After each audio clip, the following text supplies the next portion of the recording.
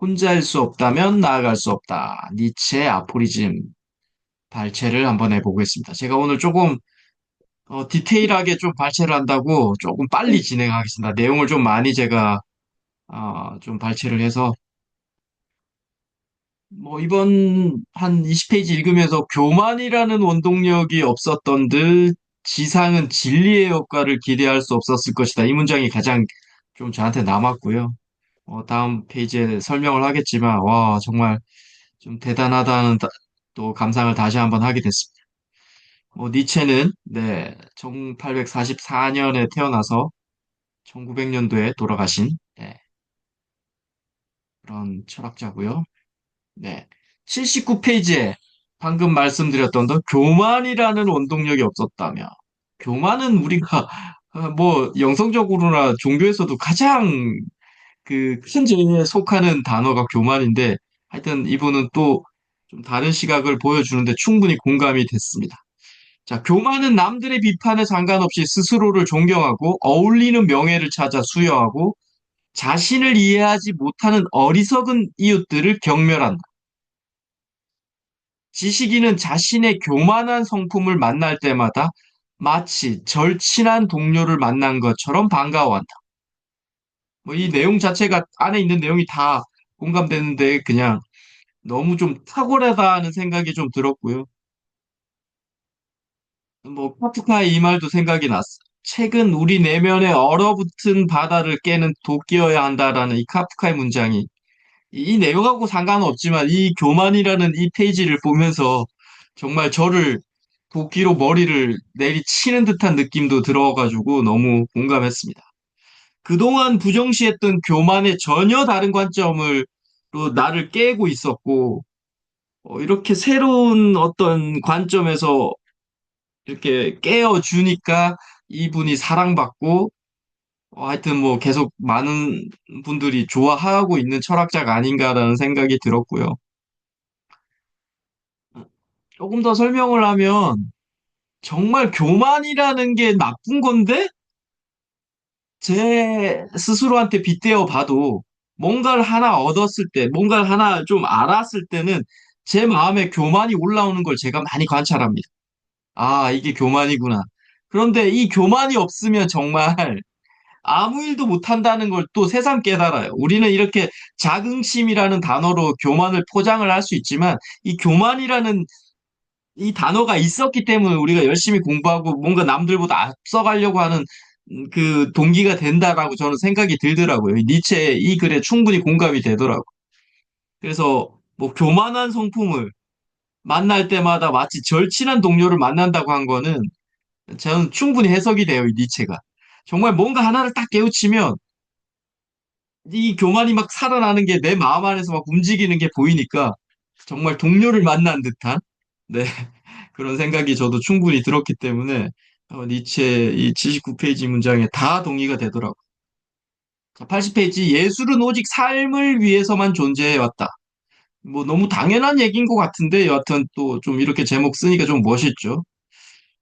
진리는 추악하다. 진리에 의해 멸망하지 않으려면 우리는 예술을 갖는 수밖에 없다. 정신의 도산 중 가장 지치고 허약한 것. 인생의 위협적이며 부정적인 것은 예술로부터 항상 보호를 받는다. 네. 이 삶이 너무 고단하기 때문에 예술이 있어야 된다. 이 얘기를 하는 거죠. 뭐, 이 니체는 진리를 도대체 어떻게 정의해내렸는지는 잘 모르겠지만, 뭐 이런 느낌이겠죠. 삶에 의해 파멸되지 않기 위해서 우리는 예술을 가져야 하죠. 예술에서 감동을 느껴야 되고, 거기에서 또 교양인으로서의 또 자부심도 가져야 되죠. 예술을 즐길 수 있으면. 그래서 제가 볼 때 니체는 삶이 진리라고 생각했던 것 같아요. 이 진리가 추악하다, 추악하다 한 거 보면 특히 자유로운 그리고 억압되지 않은 이런 삶 자체가 예, 좀 추악하다고 생각한 것 같아요. 자, 80페이지 또 그리고 예술은 인식하는 자를 구제한다. 즉, 비극적 인식에 사로잡힌 인간을 구제하고 예술은 행동하는 자를 구원한다. 즉, 비극적, 전투적 인간인 영웅을 구원한다. 예술은 고뇌하는 자를 구원한다. 인간적인 고뇌를 정화시켜 한 개인의 극히 일상적인 고뇌마저 위대한 삶의 형식으로 바꿔버릴 수 있다. 네. 이 얘기는 뭐 좀 쭉 제가 정리를 하다 보니까 니체는 인간과 영웅을 구분하는 기준이 비극적 전투적이면 영웅이고 비극적 인식이면 인간으로 판단하는 것 같아요. 비극적 인식하고 비극적은 좀 비슷한데 영웅이나 범부나 전투적이어야 영웅이라는 거. 그러니까 전투적이라는 얘기는 한편으로 보면 약간 실천적인 그런 뉘앙스가 좀 느껴지잖아요. 그러니까 결국은 비극적이지만 실천적인 사람들만이 영웅이다라고 니체는 인식한 것 같고, 그리고 마지막 요 문장, 예. 한 개인의 일상적 고뇌마저 위대한 삶의 형식으로 예술은 바꿔버릴 수 있다.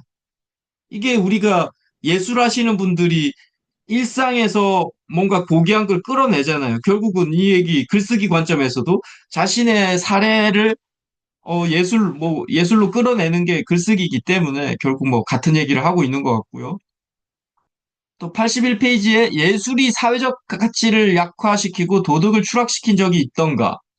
예술이 인생의 구경꾼으로 돌아선 때가 언제였던가? 뭐 쭉 써놨는데 제가 좀 예술이 도덕적으로 좀 추락시킨 사례도 있잖아요. 우리가 그냥 직관적으로만 생각해도. 그래서 한번 찾아보니까 예술이 도덕을 추락시킨 경우는 얼마든지 있고요.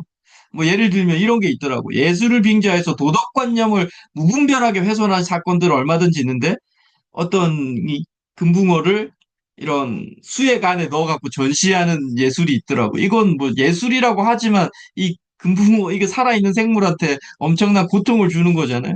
뭐 이런 게 도덕관념이 없는 예술가가 하고 있는 행위들인 거죠. 82페이지에 독서란 잠시 숨을 고르는 것. 니체에게 독서는 이런 거다라고 하면서, 네. 타인의 학문이나 영혼 속에서 잠시 산책하는 것이라 볼 수 있다. 나는 이미 오래전부터 독서를 진지하게 여기지 않고 있다.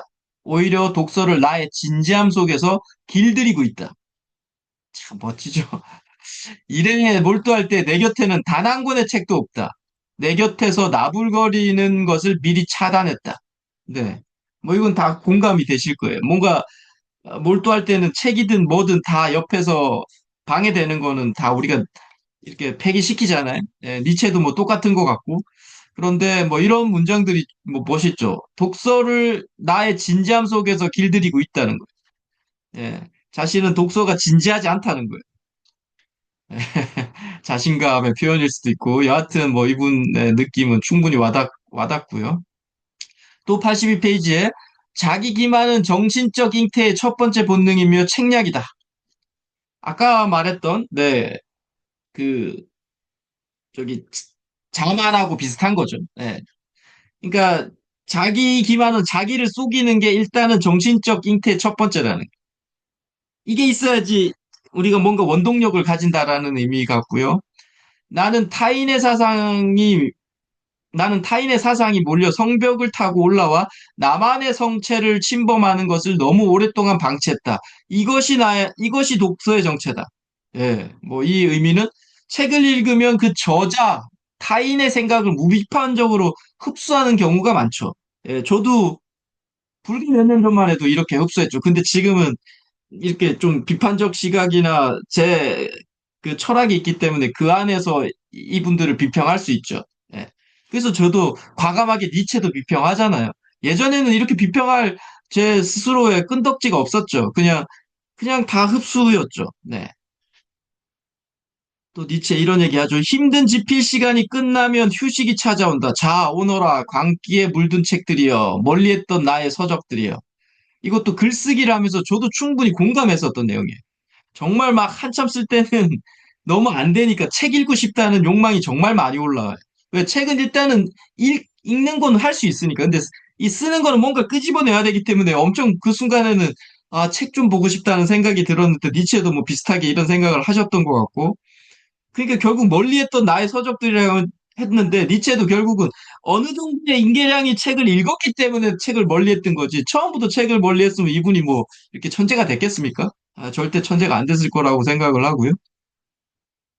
어, 이 책이 난해하다고 말할지라도 그것은 결코 비난할 일이 아니다라고 84페이지에 있는 내용인데 니체가 생각했던 독자는 이런 사람들이 자기의 독자랍니다. 우리가 뭐 책 쓰기에서 타겟 독자를 설정해야 된다고 많이 제가 말씀을 드렸는데 니체의 독자는 이렇게 설정합니다. 감히 누구도 거역할 수 없는 숙명의 이빨을 드러내는 자, 금단의 영역을 침범하려는 자, 미로를 헤매는 운명, 일곱 개의 뼈저린 고독, 새로운 음악, 미래를 내다보는 눈, 묵살된 진리에 대한 양심, 자신의 힘, 자신의 영감, 자신에 대한 경건, 자신에 대한 사랑, 자신에 대한 절대적 자유.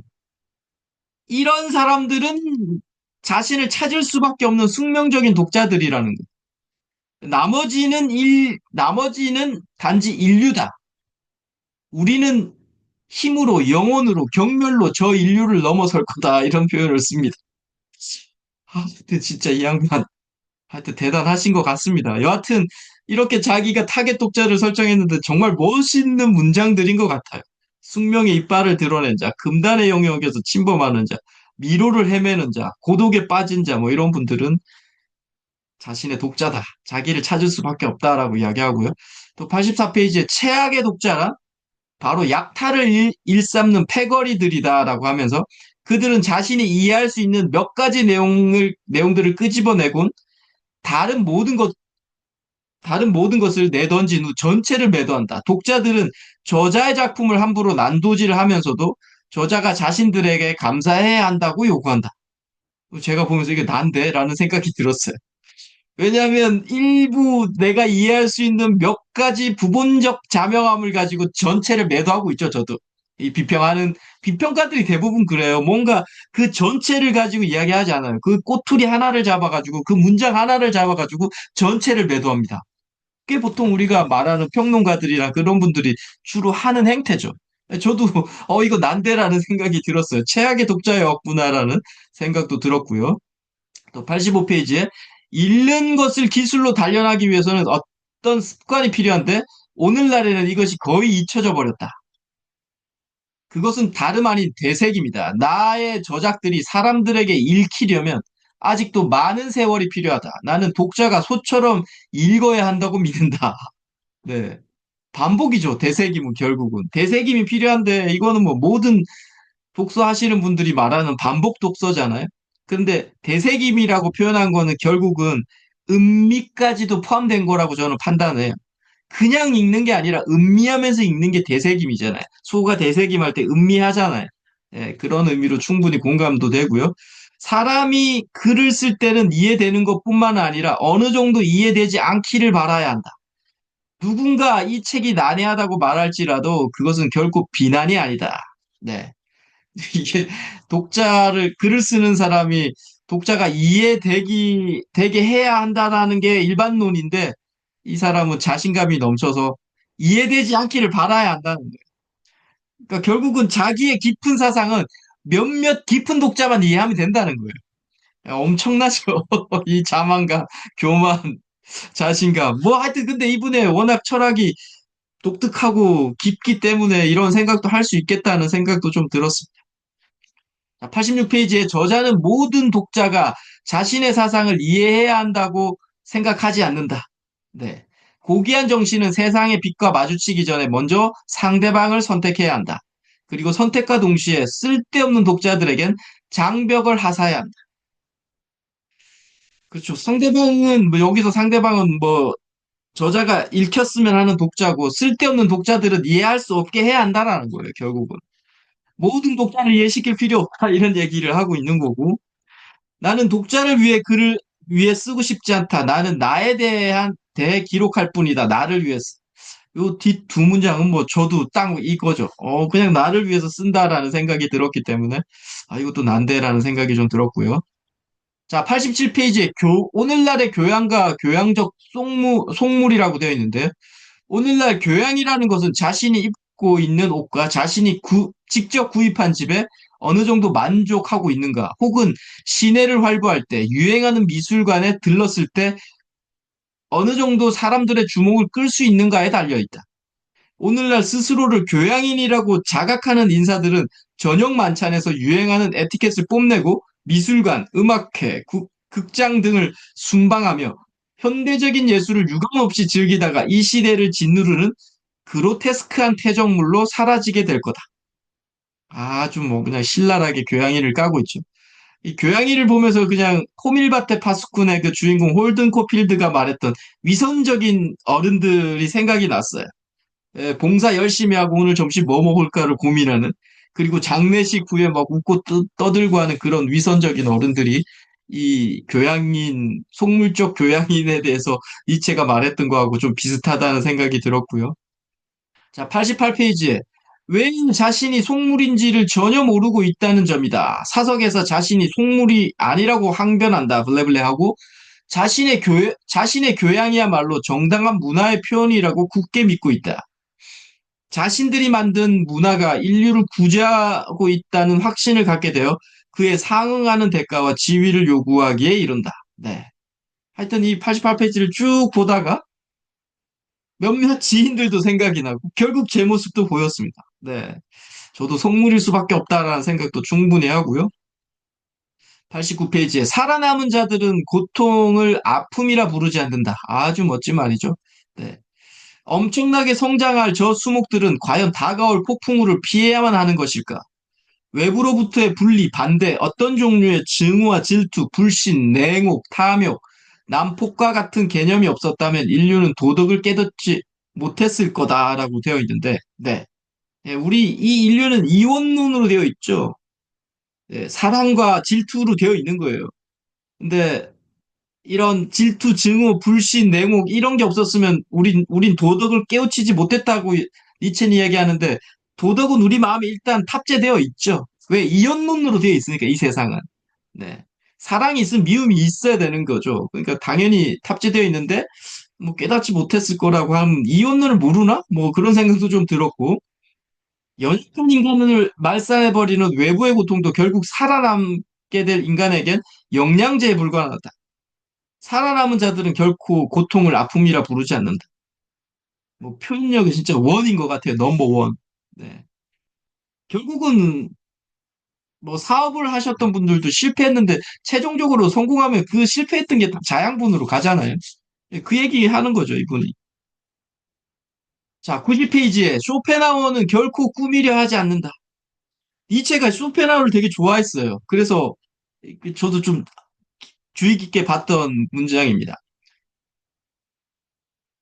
네, 네, 뭐, 중간에 이런 얘기 나오죠, 90페이지에. 나는 지쳤다. 인간이 만들어낸 모든 흥분제 때문에 지쳐버린 것이다. 도처에서 낭비되는 정력, 노동, 희망, 청춘, 사랑, 끊임없는 환멸에도 지쳤다. 낭만적인 여성들, 광신적이며 방만한 신앙, 우리의 승리를 빼앗은 이상주의적 허위와 진심이 사라진 양심에 대한 혐오로 지쳐버린 것이다.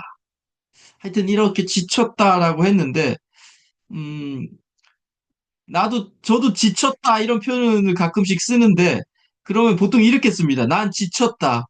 내가 해온 쓸모, 모든 것들이 쓸모없다고 느껴지는 오늘을 경험하면서 더 이상 길이 보이지 않는 상황, 압박감과 부담감으로 지쳐버렸다. 이 정도 표현이 뭐 저의 한계인데, 이분은 확실히 그 엄청난 은유나 직유나 이런 걸 쓰면서 뭐, 하여튼 뭐 멋지게 잘 쓰죠.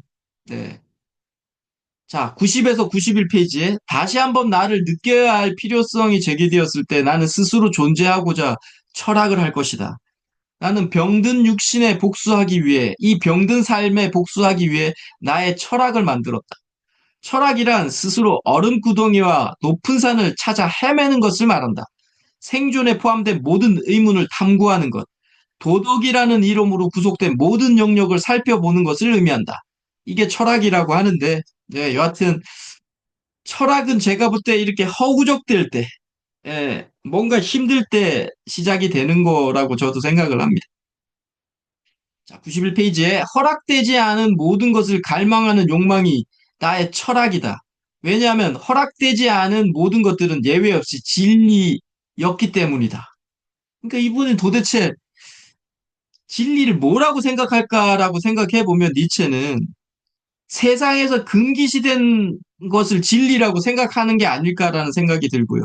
왜냐하면 그 당시에 뭐 2, 300년 전만 해도 신을 부정하는 것은 사회적 매장 수순을 밟았기 때문에 그런 관습에 대해 강한 반감으로 이런 생각을 하게 된 것으로 저는 좀 보여요. 그래서 니체는 아무런 구애받지 않은 자유로움만이 뭐 이렇게 진리라고 생각했던 것 같고, 뭔가 사회적으로, 통념적으로 금기했던 거는 진리에 어긋난다라고 생각했던 것 같아요. 네. 자, 91페이지에 쇼펜하우는 결코 꾸미려 하지 않는다. 왜냐하면 그의 글을 읽어줄 독자는 오직 자신뿐이었으며 누구도 기만하고 싶지 않았기 때문이다. 그는 아무도 기만하지 말라. 그대 자신은 더욱 기만하지 말라는 규칙을 신봉한 철학자였다. 네. 뭐, 글쓰기에서도 우리가 일기의 본질이 솔직함이잖아요. 자기만 본다고 했을 때는 기만하지 않죠. 그런데 이 독자가 한 명이라도 누가 내 옆에 아이라도 있으면 우리는 기만합니다. 스스로를 속이죠. 네. 그런데 니체는 너 자신을 더욱 속이지 말라는 거예요. 네. 아주 뭐, 하여튼 뭐, 그냥 속일 것 같은데 더 속이지 말. 그러니까 일기에서도 속이지 말라는 거예요. 근데 우리 일기도 좀 속이죠. 저도 좀 속이더라고요. 아무리 안 본다고 하더라도 제가 그 솔직한 마음을 다 표현 못할 때가 많더라는 거죠. 근데 그것도 속이지 말라라는 거예요. 기만하지 말라. 92페이지에 바그너 얘기가 또 나옵니다. 바그너 니체는 아주 유명한 관계죠. 나는 바그너만큼이나 이 시대의 부산물이 되고 싶다. 이 시대의 부산물이라고 해서 저는 좀 좋은 의미라고 생각해서 니체 바그너를 좀 찾아봤어요. 절대 좋은 의미가 아니더라고요. 철학자란 사물을 체험하고 보고 듣고 의심하고 희망하며 꿈꾸는 인간을 말한다. 블레블레. 그들은 늘 이렇게 말한다. 왜 이래야만 한다? 이래야만 한다? 그들은 인간이 가야 할 어디로 와 왜를 규정짓고 싶어 한다. 정확한 것 같아요. 저도 어디로 그리고 왜를 알고 싶기 때문에 이렇게 책을 보고 있는 것 같으니까 이분이 확실히 네 그건 맞는 것 같다는 생각이 들고요. 그들의 인식은 창조의 다른 일입니다. 그들의 창조는 곧 입법이다. 그들의 진리를 향해 내뻗는 의지는 힘에 대한 의지와 같다. 네. 뭐 개인적으로 저는 의지는 좀 별로지만 이 얘기들은 자 동감이 됩니다. 92에서 93페이지에 네. 나는 철학자라는 직업을 일종의 폭발물로 해석한다. 그의 앞에 드러나면 모든 것이 위험해진다. 이 폭발물은 철학 교수를 지칭하는 것이 아니다. 칸트도 폭발물과는 거리가 멀다라고 하면서 네. 그렇죠. 지금 현재 300년 전이 아니라 현 시대 철학 교수는 철학의 역사, 사조, 인물들을 기억해서 쭉 나열하는 정도죠. 우리가 말하는 철학 교수들이. 진정한 철학자는 자기 삶을 실험의 도구로 사용해서 신이 계시한 내용들을 실험하고 입증하는 사람이 저는 철학자라고 생각을 해요. 근데 교수라는 분들은 전 철학자라고 그런 분들도 있겠지만 철학자가 아니라는 생각을 하는데 니체도 비슷한 생각을 하고 있지 않았나 생각이 듭니다. 93페이지에 칸트는 철학자가 될 수 없었다. 그는 숙명적으로 안고 태어난 충동에도 불구하고 말하자면 일종의 번데기 상태에 머물러 있었다. 나의 말이 칸트를 부정한다고 생각하는 사람은 철학자가 도대체 무엇인지 전혀 이해하지 못하는 자다라고 해서 이 번데기 상태에 머물다라는 거를 제가 그냥 해석을 해봤는데 중간지대라고 생각이 들었어요. 그러니까 뭔가 확정되지 않은 상태를 말하는 것 같아요. 그러니까 뭔가 확정되지 않으면 되게 혼란스러운 상태거든요. 근데 이렇게 혼란스러운 상태에 우리 신경이나 안목이나 시각이 되게 날카롭습니다. 사유도. 그래서 니체가 말했던 게 칸트라는 사람을 비평하죠. 번데기 상태에 있는 것 같아. 어중간하게. 그런데 내 이 말로 칸트를 부정한다고 생각하는 일반 이런 대중 독자들이 있으면 철학자를 도대체 전혀 이해하지 못했다는 걸로 이해하지 못한 자다라고 이야기하는 거죠. 그래서 제가 했었던 이 해석이 맞는 것 같다는 생각이 좀 들었고, 네. 그래서 니체는 칸트를 싫어했지만 의미로는 충분히 해석할 수 있죠. 싫어했다는 의미로는. 그러니까 칸트를 싫어했지만, 아니, 칸트를 싫어했다기보다도 칸트는 번데기 상태다라고 이야기하는 거죠. 그리고 번데기 상태는 조금 약간 부정적인 의미가 있을 수 있는데 아니다라는 얘기를 하고 있는 거죠. 네. 93페이지. 철학자는 위대한 사상가일 뿐 아니라 참된 인간이라는 점을 명심해야 한다. 그러나 학자들이 단 한 번이라도 인간으로서 존재한 역사가 있는가? 그들은 사물과 사물 사이에 성립하는 모든 개념 및 의견, 과거를 몽땅 책 속에 집어넣으려고 발버둥 친다. 이런 인간들에게 최초의 사물이 자신을 드러내는 일은 결코 없을 거다. 학자를 엄청나게 깨고 있죠. 교수들을. 그냥 완전히 인간 쓰레기로 보고 있는 것 같아요. 네. 그러면서 학자라는, 뭐 제 해석인데, 학자라는 사람들은 사물의 본질을 파악하지 못한다라고 이야기하고 있는 거죠. 이런 인간들, 예, 학자라는 사람들은 최초의 사물이 자신을 드러내는 일, 이게 본질이죠. 그러니까 사물의 본질을 파악하지 못한다라는 거예요. 학자라, 철학 교수라는 분들은. 그래서 제가 이렇게 해석하면서 저도 조금 스스로한테 좀 감탄했습니다. 정강민 많이 늘었다라고. 네. 자, 93페이지에 철학자는 자신이 시대를 극복한 초월자로 남고 싶어 한다. 그렇다면 그는 무엇 때문에 그토록 격렬히 투쟁하는가? 바로 철학자를 시대의 부산물로 만드는 모든 특징에 대항하는 것이다. 나는 바그너만큼이나 이 시대의 부산물이 되고 싶다. 나를 가리켜 스스로 태폐주의자라고 규정짓고 싶다. 네. 바그너만큼이나 이 시대의 부산물이 되고 싶다 해서 저는 이 시대의 부산물이 좀 좋은 의미라고 생각했는데 바그너를 비꼬는 거죠. 니체와 바그너는 1878년도 니체가 36살에 결별했어요. 엄청 친했다가. 그리고 이 글은 선악의 저편이라는 1886년도에 출간된 글이더라고요. 그러니까 결국 바그너를 엄청 이게 비꼬고 있는 거죠. 시대 부산물 정도밖에 안 된다 하면서. 네. 바그너하고 헤어진 이유는 바그너가 이제 처음에는 비슷한 자기와 생각을 했는데 나중에 파르지팔이라는 오페라를 통해서 기독교적 구원과 초월을 주제로 이런 거를 좀 그리스도적인 결로 좀 넘어가고 있었어요. 그러니까 니체가 좀 이렇게 바그너하고 멀어진 계기가 됐죠. 그래서 바그너와 니체를 제가 좀 어떤 책을 찾아서 이번 주에 좀 열심히 읽어봤습니다. 이게 간단하게 좀 정리를 해드리면 31살 차이 나요. 바그너가 훨씬 나이가 31살 많아요. 근데 두 사람은, 이 두 천재는 6년간 정말 서로 애정하고 존중했어요. 그런데 6년 동안 하다가 결별했는데, 결별하고 나면 너무 좋아하면 우리가 엄청나게 비평하잖아요. 그 결별 이유가 여러 가지가 있겠지만 여하튼 바그너가 그리스도적인 가치에 천천히 동의되고 있었어요. 그러다 보니까 니체는, 그러니까 이런 문장을 썼어요, 바그너가. 독일인들은 더 이상 이교도의 신들과 영웅들에 대해 듣고 싶지, 듣고 싶어 하지 않는다네. 그들은 무언가 그리스도적인 것을 원하고 있어. 이 문장을 보고 니체가, 이 친구는 이제 끝났다, 이런 생각을 했던 것 같아요. 물론 바그너는 초기 그리스도교의 가르침과 후에 교회를 통해 변질되어 버린 가르침은 분명한 구분은 했는데 니체는 자신의 인격이 바그너와 결별함으로써 형성된다는 비극적 상황을 인식하고 있었어요. 이게 이제 더 이상 이 바그너하고 결별해야만이 자신이 형성될 수밖에 없다라는 이런 뭐 어떤 사명이 있었던 거예요. 근데 그때도 너무 좋아했어요. 이분이 50 몇 살에 죽었잖아요. 정신병원에 입원했어요, 이분이. 근데 의사가 물었답니다, 이렇게. 당신을 여기로 데리고 온 사람이 누구냐 하니까 내 아내인 코지마 바그너가 나를 이리로 데려왔다라고 한 거예요. 그러니까 그 아내를, 그러니까 그 바그너의 아내 코지마 바그너가 데리고 왔다라고 말하는 거예요. 그러니까 바그너와 자신을 동일시할 정도로 그 정도로 애정하고 존경했다는 거예요.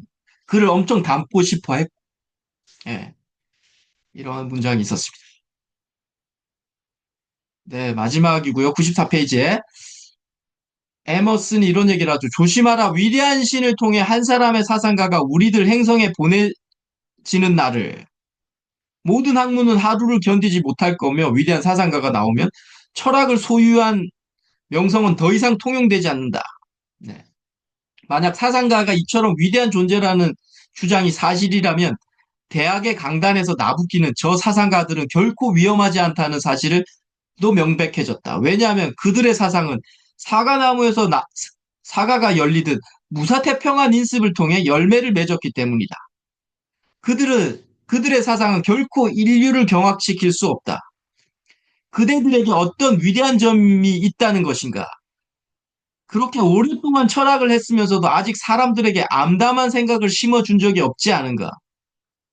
강단 철학의 묘비명에는 이렇게 써야 한다. 그대는 누구에게도 두려움을 주지 않았도다. 아, 미치겠더라고요. 이 문장 보면서. 야, 진짜.